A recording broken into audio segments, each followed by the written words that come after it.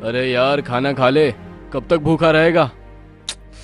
काश ये मेरी भाषा समझ सकता। दुष्ट इंसान पहले मुझे पकड़ लाया और अब ये तरह तरह की तकलीफें दे रहा है। ड्रीमलैंड जंगल में एक अपाहिज सारस रहता था।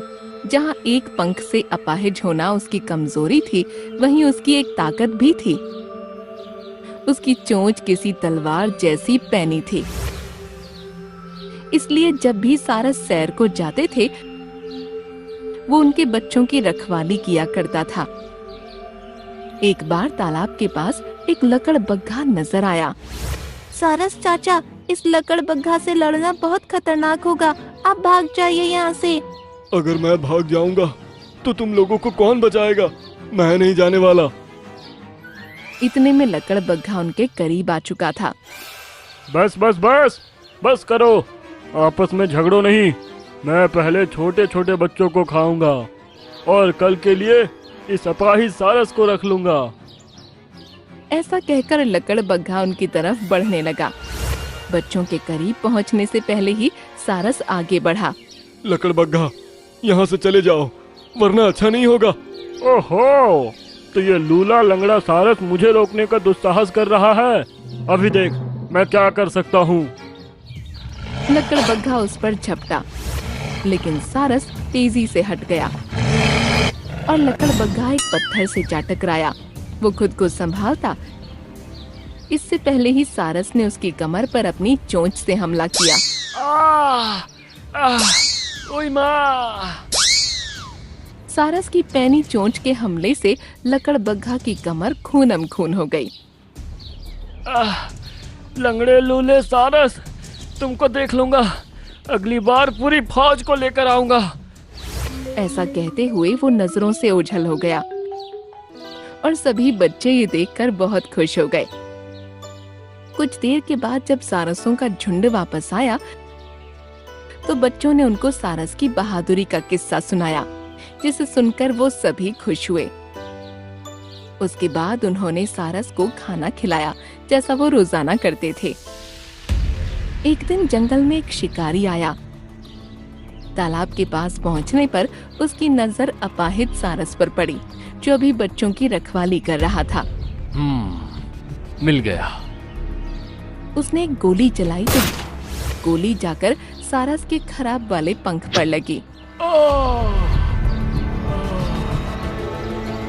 और उसको दर्द होने लगा।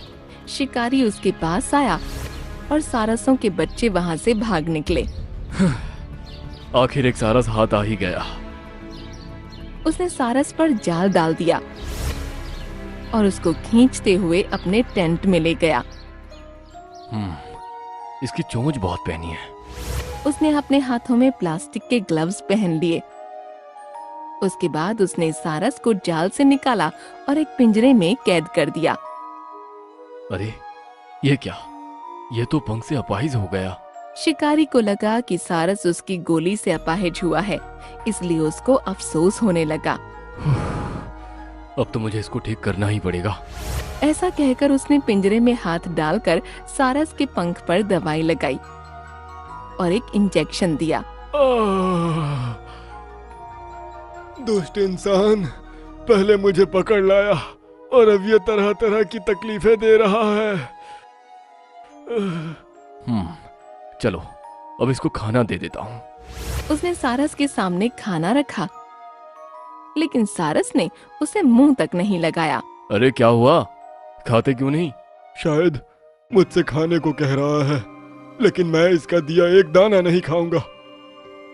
नहीं सारस की भाषा शिकारी समझ सकता था, न ही शिकारी की भाषा सारस को समझ आ रही थी। पता नहीं क्या बोल रहा है।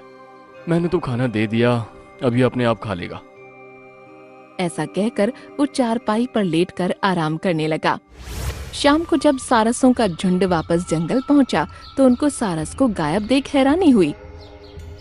मम्मी, सारस चाचा को शिकारी पकड़ कर ले गया है। यह कैसे हुआ? उन्होंने खुद को बचाया क्यों नहीं? वो खुद को बचाती, लेकिन उससे पहले उन्हें गोली मारकर घायल कर दिया गया, फिर उनको जाल में फंसाकर घसीट कर ले गया। यह सुनकर सभी सारसों को बहुत दुख हुआ। इस तरफ शाम होने पर शिकारी की नींद खुल गई। उसने देखा कि सारस ने अभी भी कुछ नहीं खाया और चुपचाप बैठा है। अरे यार, खाना खा ले, कब तक भूखा रहेगा? काश ये मेरी भाषा समझ सकता। तभी उसके मोबाइल पर किसी का कॉल आ गया। हाँ सर, बोलिए। क्या सर, बोलिए। तुमको कोई सारस मिला? मुझे मेरे चिड़ियाघर के लिए एक सारस बहुत जल्द चाहिए।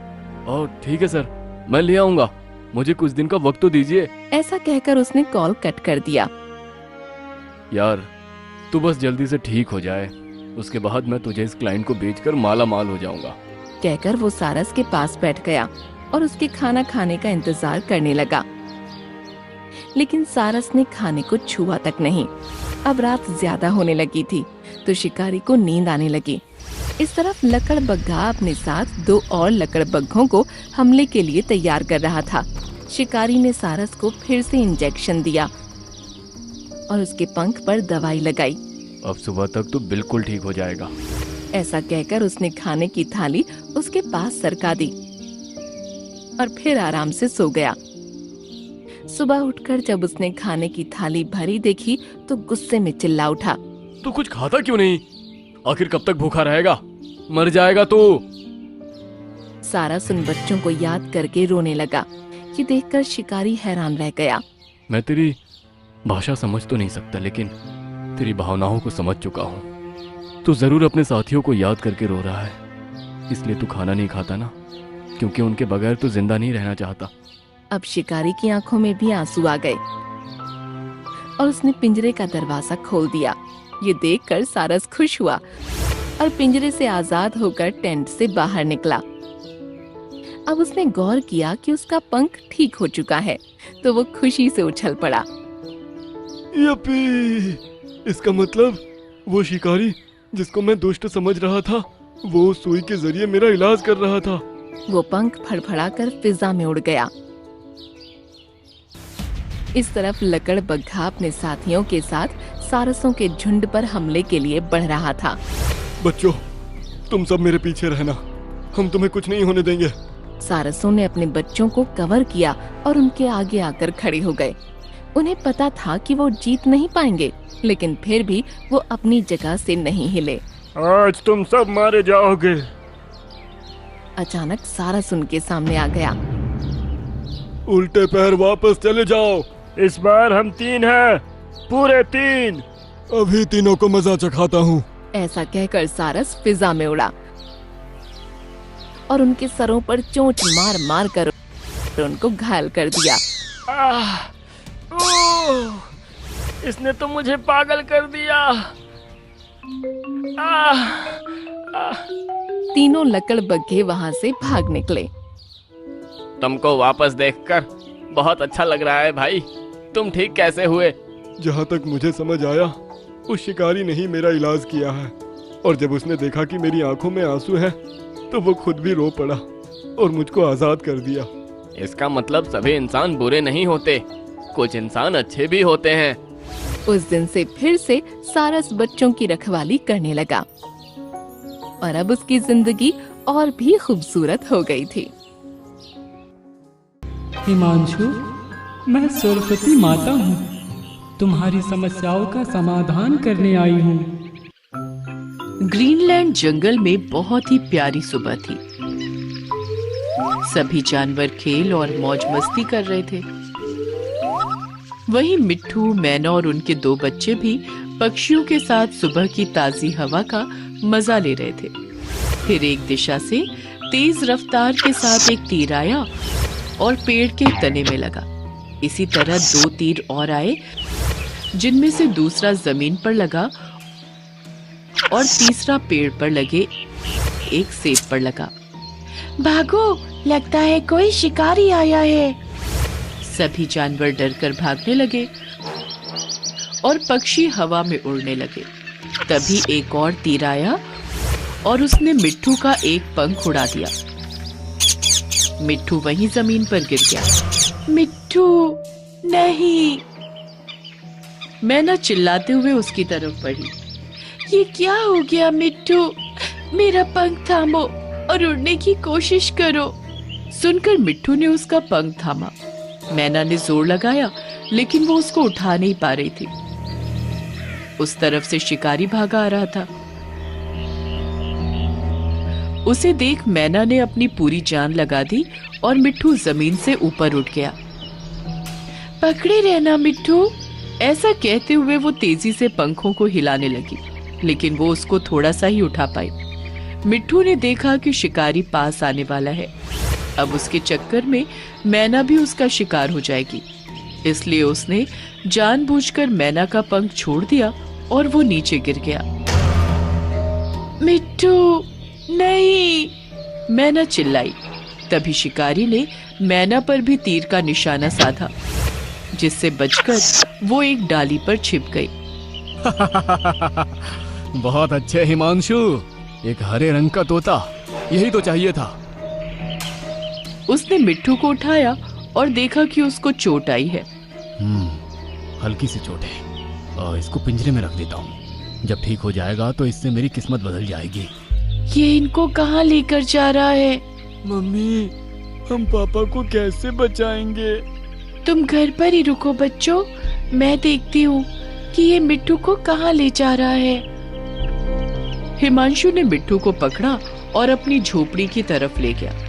मैना भी उसका पीछा करते करते वहां पहुंच गई।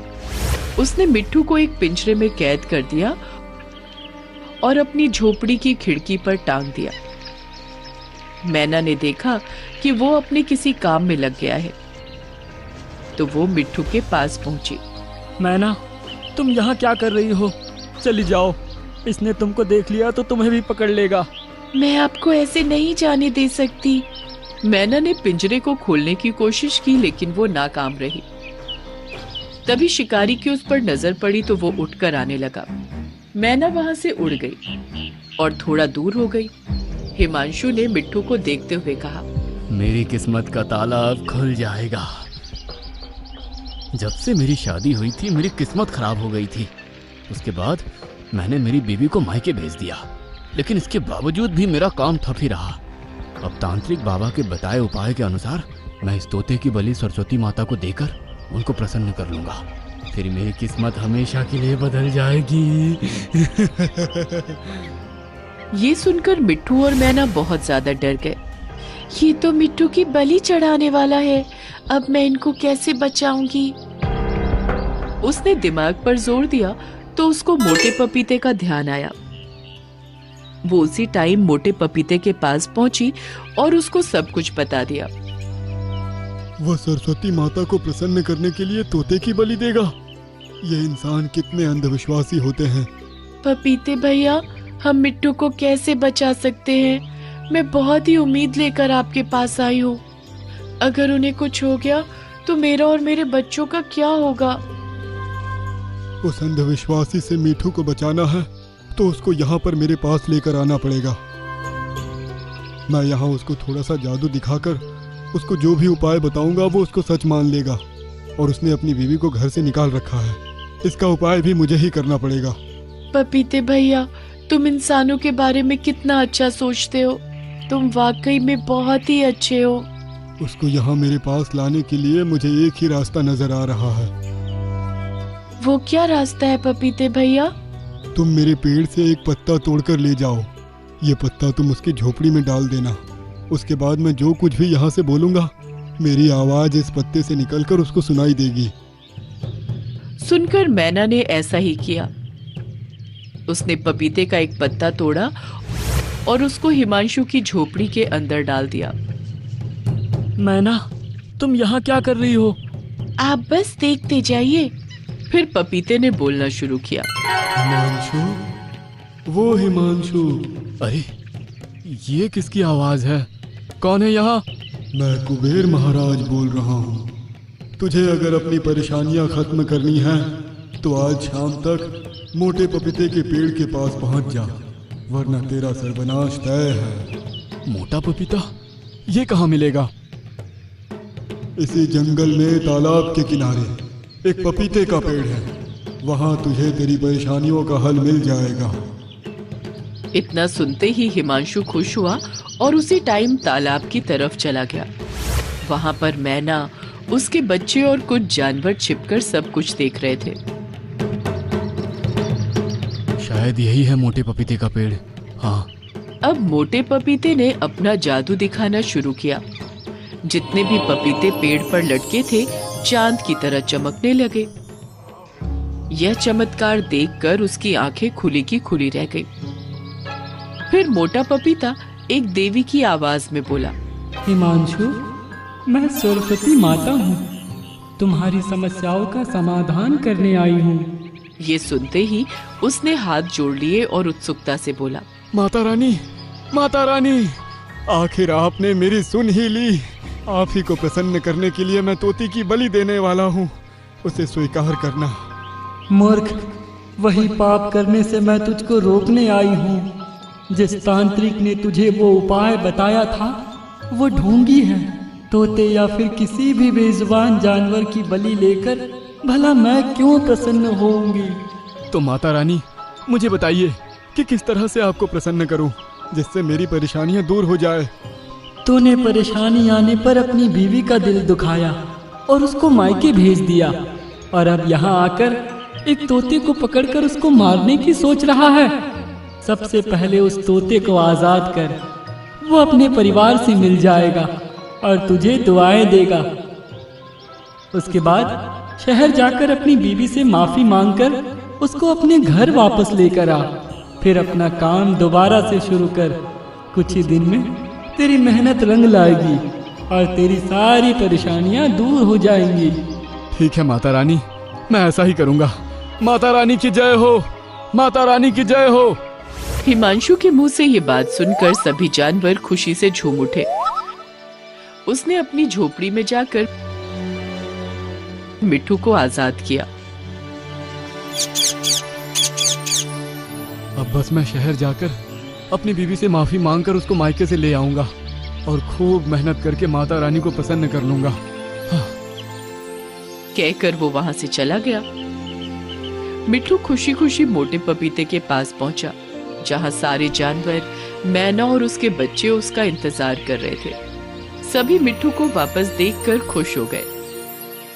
पपीते भैया, आपका बहुत बहुत शुक्रिया। आपकी वजह से हमारा परिवार फिर से एक हो पाया, वरना मैं अब तक तो माता रानी को भेंट चढ़ गया होता। जब तक आपका मोटा पपीता आपके साथ है, जंगल के किसी भी जानवर और पक्षी को कोई नुकसान नहीं हो सकता। ये सुनकर सभी खुशी से झूम उठे। मिट्ठू, मैना और उसके बच्चे एक दूसरे से लिपट गए और इस तरह फिर से मोटे पपीते ने जंगल के पक्षियों की मदद की।